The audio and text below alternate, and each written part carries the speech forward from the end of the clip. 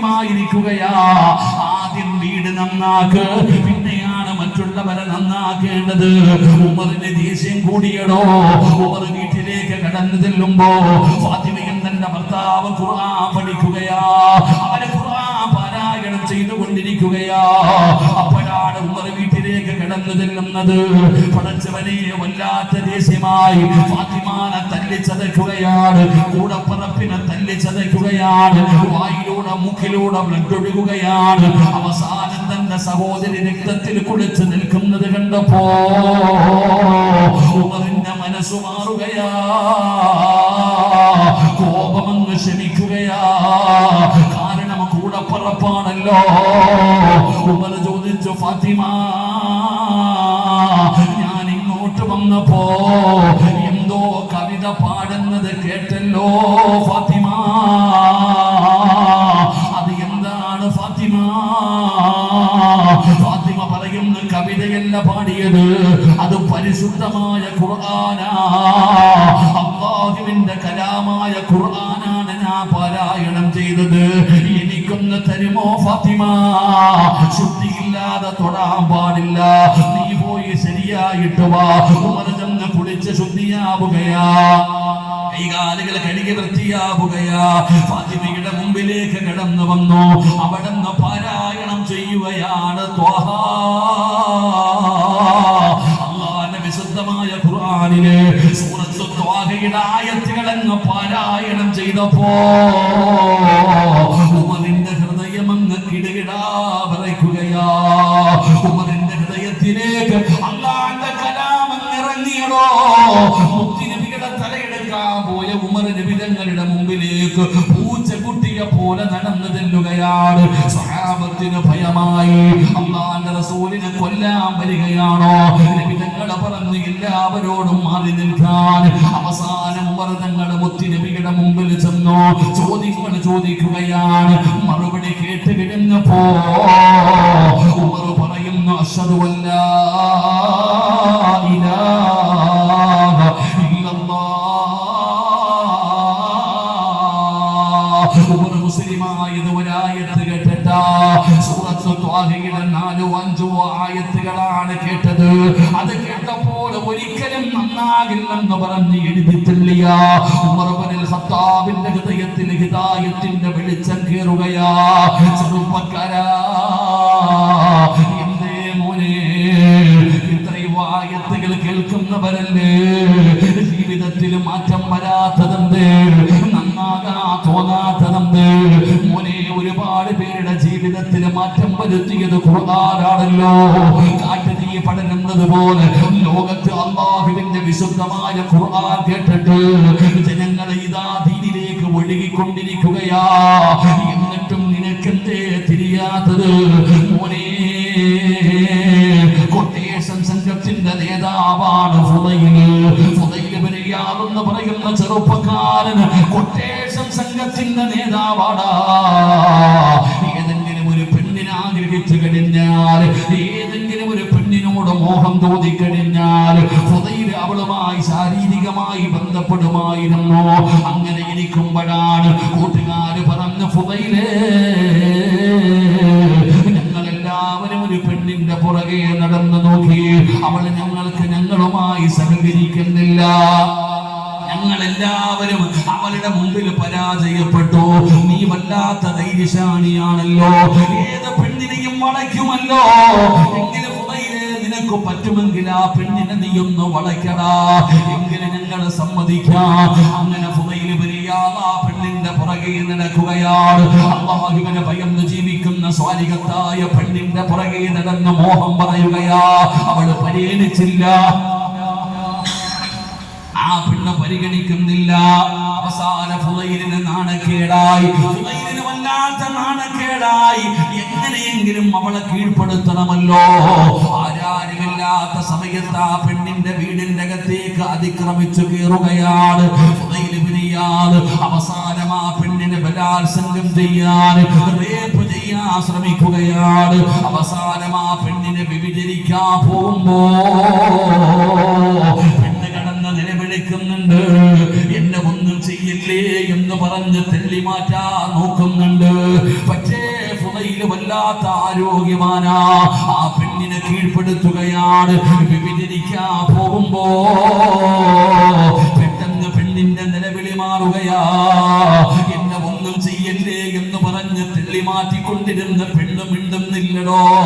ഫുദൈലിന്റെ മുഖത്ത് നോക്കുകയാണ്. ഫുദൈൽ ചോദിക്കുന്നു, പെണ്ണേ മനസ്സു മാറിയോ? എന്റെ ആഗ്രഹം സാധിപ്പിച്ചു തരാ തീരുമാനിച്ചോ? ആ പെണ്ണിന്റെ കണ്ണങ്ങ് നിറയുകയാ. നിന്റെ മുഖത്ത് നോക്കി കേട്ടാ ചെറുപ്പക്കാരിയായ പെണ്ണ് കരയുകയാണ്. എന്തിനാ നീ കരയുന്നത്? എന്തേ നീ കരയുന്നത്? ആ പെണ്ണ് കരയാനുള്ള കാരണമെന്തെന്നറിയോ?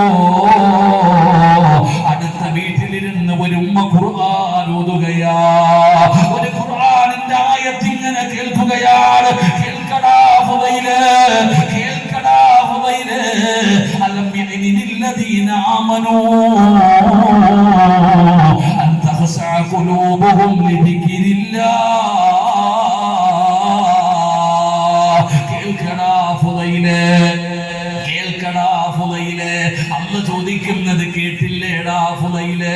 അലം യഅനില്ലദീന ആമനൂ അൻ തഖ്ശഅ ഖുലൂബുഹും ലിദിക്രില്ലാഹ്. നന്നാകാൻ നിനക്ക് സമയമായില്ലേ? നന്നാകാൻ നിനക്ക് സമയമായില്ലേ? നന്നാകുന്നത് ഇനി എന്നാ നന്നാകുന്നത്? ഫുദൈലെ അല്ലാഹു ചോദിക്കുന്നത് കേട്ടില്ലേ? ഒരുപാട് തെറ്റുകൾ ചെയ്തില്ലേടാ ഫുദൈല്? ഒരൊറ്റ ആയത്ത് കേട്ടപ്പോ ഫുദൈല് വരിയാതെ കരഞ്ഞുകൊണ്ടിറങ്ങി പോവുകയാണ്. ആരായി മാറിയെന്നറിയുമോ ചെറുപ്പക്കാരാ? ലോകമറിയുന്ന പണ്ഡിതൻ മഹാനായ ഫുദൈൽ ഇബ്നു ഇയാദ് റളിയല്ലാഹു തആല അൻഹു. അവിടുന്ന് ജീവിതത്തിൽ മാറ്റം വരുത്തിയത് ഖുർആനിലെ ഒരായത്താ. അതുകൊണ്ട് പടച്ചവര് ഈ മഖാമിന്റെ മുമ്പിൽ ഒരുമിച്ച് കൂടിയവരോട്, ഈ മജ്‌ലിസിൽ ഒരുമിച്ച് കൂടിയവരോട് ചോദിക്കട്ടെ, ഒരായത്ത് കേട്ടിട്ട് അവര് നന്നായെങ്കിൽ ഞാനും നിങ്ങളും ഒരായത്തല്ല 114 സൂറത്തുകൾ, 6000-ൽ പരം വരുന്ന ആയത്തുകൾ ഒരു പ്രാവശ്യമല്ല, ഒരു പ്രാവശ്യമല്ല, ഒരുപാട് പ്രാവശ്യം ഞാനും നിങ്ങളും കേൾക്കുന്നല്ലോ. ജീവിതത്തിൽ ഒരു മാറ്റം വരുന്നില്ലല്ലോ.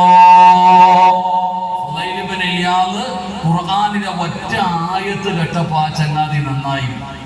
ഉമർ ഇബ്നു ഖത്താബ് റളിയല്ലാഹു തആല അൻഹു സൂറത്തു ത്വാഹയുടെ 3-4 ആയത്തുകൾ കേട്ടപ്പോ കാട്ടാളനായ ഉമർ നന്നായി.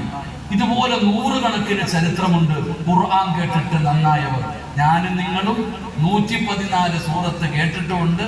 നമ്മളൊക്കെ ഓതുന്നവരുവാ. പക്ഷെ ഒരൊറ്റ അനക്കം പോലും എനിക്കുമില്ല, നിങ്ങൾക്കുമില്ല. അള്ളാഹു നമ്മളെ കാത്തിരക്ഷിക്കുമാറാകട്ടെ. അള്ളാഹു നമ്മളെ കാത്തിരക്ഷിക്കുമാറാകട്ടെ. രാവിലെ മുതൽ വൈകുന്നേരം വരെ ഖുർആനിന്റെ ചെവിയുടെ അടുത്ത് വന്നിരുന്ന് ഓതിയാൽ ഒരു ചലനം പോലും, ഒരായത്ത് കേട്ടിട്ട് നന്നായെങ്കിൽ നമ്മുടെ ജീവിതത്തിൽ ഒരു മാറ്റവും വരുന്നില്ല. അള്ളാഹു നമ്മളെ കാത്തിരക്ഷിക്കുമാറാകട്ടെ. എന്തേ ഇതിന്റെ കാരണം? അതാണ് എന്റെ ചോദ്യം. എന്തുകൊണ്ടാണ് നമുക്ക് നന്നാകാൻ പറ്റാത്തത്? നമുക്ക് നന്നാകാൻ പറ്റാത്തതിന്റെ ഒന്നാമത്തെ കാരണം അല്ലാഹു തന്നെ പറയുന്നുണ്ട്. എടോ, പ്രായം ചെന്ന് മുടിയൊക്കെ നരച്ച് പ്രായം ചെന്ന വാപ്പ പോലും, എടോ ഏതൊരു മനുഷ്യനും പ്രായമാകുമ്പോ നന്നാകും. അള്ളാഹു നന്നാക്കുമാറാകട്ടെ. അള്ളാഹു നന്നാക്കുമാറാകട്ടെ. 40 വയസ്സിന് മുകളിൽ പ്രായമുള്ളവരൊക്കെ ഒന്ന് കൈമുട്ടിക്കും. അന്ത വാപ്പ ആലോചിക്കുന്നത് പൊക്കണോ വേണ്ടതെന്നല്ല, പെണ്ണെട്ടിക്കാനൊന്നും അല്ല. 40 വയസ്സിന് മുകളിൽ പ്രായമുള്ളവരെന്ന് കൈമുട്ടിക്കും. അന്തപ്പോ ഒരു പേടി. സ്റ്റേജിലിരിക്കുന്ന എല്ലാം 40 കഴിഞ്ഞതാണ്. അള്ളാഹു ആഫിയത്ത് ദീർഘായുസ്സെടുക്കുമാറാകട്ടെ. ഏകദേശം ഇവിടെ 40 വയസ്സ് കഴിഞ്ഞാൽ നന്നാകണമെന്നാണ് ഒരു മനുഷ്യന്റെ ജീവിതത്തിൽ മാറ്റം വരണമെന്ന്. പ്രായം ചെന്നിട്ട് നന്നാകണില്ല. ഇനി എന്ത് നന്നാകാനാ വാപ്പാനി? മക്കള് തന്നെ ചോദിക്കുന്നു, ഉസ്താദെ എല്ലാവരും പ്രായമാകുമ്പോ നന്നാകുമല്ലേ, എന്റെ വാപ്പ എന്താ ഇങ്ങനെ ആയിപ്പോയി, ദുആ ചെയ്യ് ഉസ്താദ് നന്നാകാൻ. ഉസ്താദ് എന്റെ ഉമ്മ നന്നാകാൻ വേണ്ടി ദുആ ചെയ്യ്. നാവെടുത്ത പ്രാക്ക ശാപവാ എന്താ വിളിക്കുക പടച്ചനെ, തെറി വിളിക്കണ ഉമ്മമാരുണ്ട്. അല്ലാഹു കാത്തിരക്ഷിക്കുമാറാകട്ടെ. ഇവിടെ മാതാപിതാക്കൾ പ്രായമുള്ളവരുടെ അവസ്ഥ ഇതാണ്. എന്നാൽ ഇനി മാതാപിതാക്കൾ ചോദിക്കുന്നു, ഉസ്താദെ ഇവൻ ആകെ 18 വയസ്സേ ഉള്ളൂ, ഇവ ഉമ്മ വാപ്പാനെ തല്ല കൈവെക്കുന്നു ഉസ്താദ്. 18-20 വയസ്സുണ്ട്, 18-20 വയസ്സേ ഉള്ളൂ. അപ്പൊ വാപ്പാനെ തല്ല, വാപ്പാനെ ചീത്ത പറയാ, ഉമ്മാനെ ഭീഷണിപ്പെടുത്ത കൊന്നോടയുന്നു. എന്താ ഉസ്താദ് ഇങ്ങനെ? ഉപദേശിക്കാനിട്ടാണോ, വാത് കേൾക്കാനിട്ടാണോ, എന്തെല്ലാം പറഞ്ഞു നോക്കി. എന്നിട്ട് എന്റെ ഉസ്താദ് ഇങ്ങനെ ആയിപ്പോയെ. അള്ളാഹു ഹിമ്മത്തിനെ കാത്തുരക്ഷിക്കുമാറാകട്ടെ. അതിനൊറ്റ കാരണമേ ഉള്ളൂ, കണ്ണും കഞ്ചാവൊന്നും അല്ലടോ. അതിനൊരേ ഒരു കാരണമേ ഉള്ളൂ. ഒറ്റ കാരണം എന്താ? അള്ളാഹുവിന്റെ വിശുദ്ധമായ ഖുർആൻ വമൻ അദ്ലമു മിമ്മൻ ദുക്കിറ ബിആയാതി റബ്ബി സുമ്മ അറദ അൻഹാ വനസിയ മാ ഖദ്ദമത് യദാ. ഖുർആൻ പറയാ, അള്ളാഹുവിന്റെ പരിശുദ്ധമായ ഖുർആനിന്റെ ആയത്തുകൾ കേട്ടിട്ട് അതിനെ പരിഗണിക്കാത്തതാണ് നിങ്ങൾ ചെയ്ത തെറ്റ്. അള്ളാഹുവിന്റെ വിശുദ്ധമായ ഖുർആൻ, ആ ഖുർആനിന്റെ ആയത്തുകൾ കേട്ടിട്ട് അതിന് കൊടുക്കേണ്ട സ്ഥാനം കൊടുത്തില്ലെങ്കിൽ അള്ള തരുന്ന ശിക്ഷ എന്താ? എന്റെ ഉസ്താദ് ഇങ്ങനെ ആയിപ്പോയെ, എന്റെ ഉസ്താദ് ഇങ്ങനെ ആയിപ്പോയെ. അള്ളാഹുവിന്റെ പരിശുദ്ധമായ ഖുർആനിന്റെ ആയത്തുകൾക്ക് കൊടുക്കേണ്ട സ്ഥാനം കൊടുക്കാതെ വന്നപ്പോ അള്ളാഹു പറയുകയാണ്, വഇൻ തദഊഹും ഇലൽ ഹുദാ ഫലയഹ്തദൂ